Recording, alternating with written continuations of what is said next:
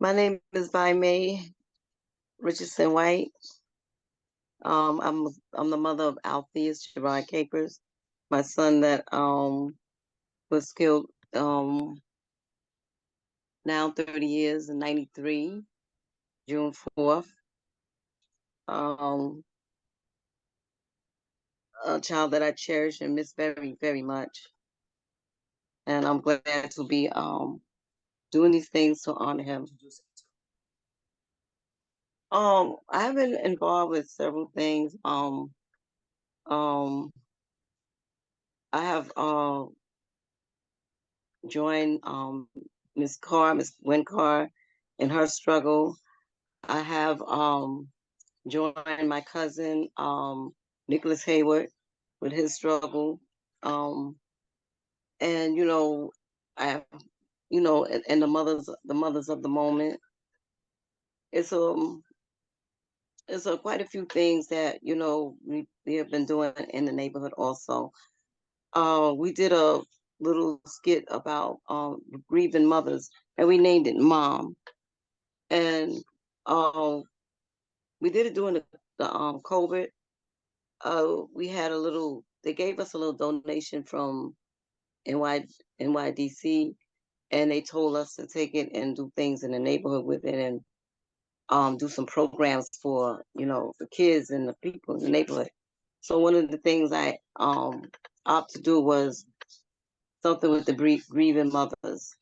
So that's what we did, and it was four mothers that stood still with us, and we did a little film thing, and um, it it hasn't got where we wanted to. It hasn't gone where we wanted to go, but we're still pressing and trying. And of course, Karen, I enjoyed her too, and she has been getting in touch with me about different things, and I enjoy doing what I'm doing. Um, Dang, we met so many times. I think it was at a retreat. The first time I met was at a retreat with Miss Carr, and um, and then we met. It's so many times that we have came together. I don't know wherever I put which one. But I think the first time we met was at a retreat with Miss Carr. I Melba's can't. Huh? at Melba's in Harlem. Was that it? Yes, in Harlem, right? In Harlem, we had went to at a dinner, Yeah. right? Yes, and she was there spitting out her poems. That's when we first met at.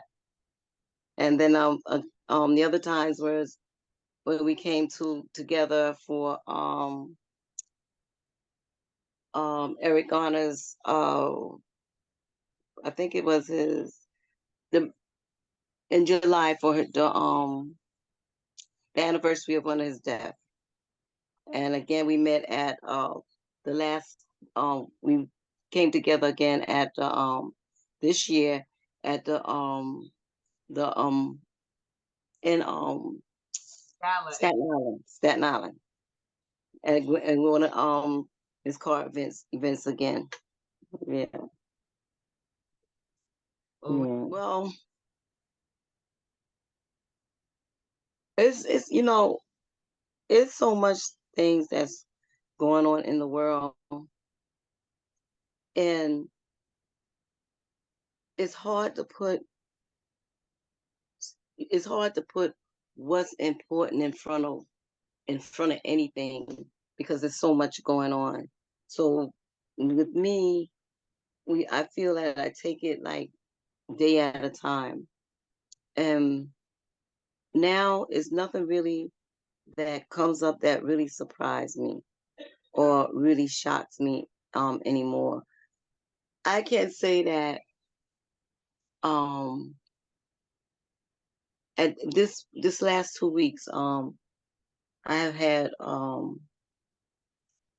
a death of my cousin, and he lived in Georgia. And then Tuesday night, it was the same family the um the uncle of the cousin, he passed away Tuesday, which is Nick Haywood's baby brother. And that kind of, shocked me. Um, Death still comes as, that's the only thing that really, really gets to me now is death, because I feel that is so unnatural, and it's not, and I feel like that is something that shouldn't be happening to people. But you can take it better when it's some, like it's from a sickness, or someone's, going because they're sick. But when someone just snatched one of our babies off the street, and that's, to me, still hurts. It still hurts, and it still for some reason comes as a shock. Although you hear it every day or every other day, it's still like a shock to me. Um, her name is Amani, and and she took time out of her time to bond with us, and to make this little film, that which we thought we was going to just make it for the neighborhood. And um and it's about our children. It's for mothers, and it's about our children. It's about my son's loss. Karen, her son's loss. Who was, his life was taken on the street also, and Doug, her son lost. He was taken on the street also by police officers. And our next mother, her son died in a motorcycle accident. Not really a. It was a motorcycle accident. It was unfortunate that he was riding, and he lost I think it was the gas cap to the motorcycle, and he stuffed it with paper. I believe that's how it went, and it blew up on him on a. I don't want to say which highway because I forgot. It was either the Brooklyn Bridge or somewhere, one of those bridges. And we all came together during the COVID, and we did this film. And I can say that in doing it, I sat and I listened to, because I was, at that time, I was like 28 years into this, and the other mothers were very fresh with theirs, except for Missy, the son that died on the motorcycle. I think she was like 9 years or something like that. And I sat and I listened to them, and I seen and felt how angry they were, and some of the things that we went over and spoke about. And I was sitting, I would just look at them, and I would say, I do not want to be angry all my life about my son's death. And I do not want to sit and wish horrible things on this child that took my son's life. Because I would wish that someone would come along and kill his grandkids, or kill one of his sons, and he was the only child. Somebody would take his mother from him and let him feel what I felt. And after we started this film, and I heard how angry people were about their children's death, and I was like, I can't live like that. I can't. Why would I can't wish things upon somebody else's child, because I know how I feel and I'm feeling. I know how I'm hurting, and it's hard to tell somebody else you need to forgive and you shouldn't feel like that, because that's what a cousin of mine was telling me every time I went to South Carolina. He's religious and in the church and whatnot. And before we would part, he would say, Did you forgive yet? And I would always say no. He said, so you're gonna have to forgive in order for you to have peace with yourself. You're gonna have to forgive somewhere down the line. He said, don't get me wrong, we all love Alphaeus, and he was our boy. He said, but you're gonna have to forgive so you can have peace. At that time, I didn't understand that. I didn't understand. I'm like, this man must be crazy.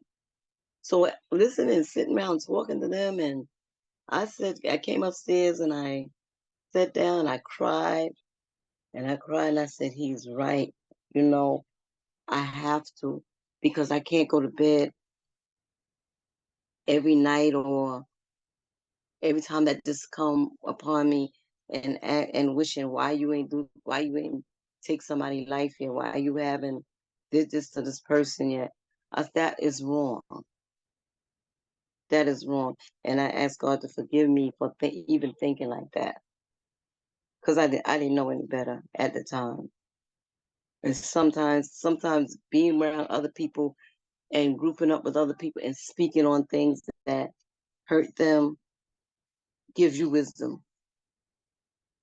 And I felt and I was able to, I haven't been able to see the person say I forgive you, but I know in my heart I forgive him, you know. So that's what got out of that. And I'm hoping that all the other mothers out there, they don't have to feel the same way I feel, but who am I not to forgive? But when I understand that they nailed this man to the cross and he looked down, he said, Father, forgive them because they know not what they're doing. And if he can do it and with all the stuff that they put him through, who am I not to forgive one of his children? You know, and my children, they don't feel the way I feel yet. And I can't blame them for not feeling the way I feel yet. Because everybody got their time.